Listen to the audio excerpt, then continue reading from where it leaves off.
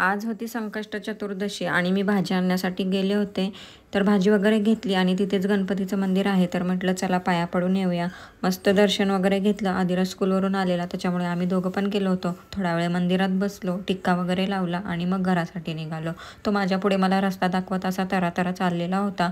जात असताना आम्हाला इथे असं काही दिसलं. तर मुलांनी बघा काय आयडिया केली. बहुतेक 31ची तयारी चालू आहे या लोकांची. आणि इथे पण वरती एकाला असं काही टांगलं होतं. आदिराजला थोडी भीती दाखवली. घरी आलो आणि काल पाणी येणार नव्हतं, त्याच्यामुळे भरपूर पाणी मी भरून ठेवलं होतं, पण त्याचा काय वापर झालाच नाही. सगळं पाणी मला ओतून द्यावं लागलं. जेव्हा आपण पाणी भरून ठेवत नाही ना, तेव्हा नेमकं पाण्याची गरज पडते आणि भरून ठेवतो तेव्हा सगळं असं काही ओतून द्यावं लागतं. त्यानंतर भाजी आणलेली ती सगळी व्यवस्थित ठेवली. नॉनव्हेज बंद असल्यामुळे आता व्हेज भाज्या खूप लागतात, त्याच्यामुळे भरपूर साऱ्या भाज्या आणल्या.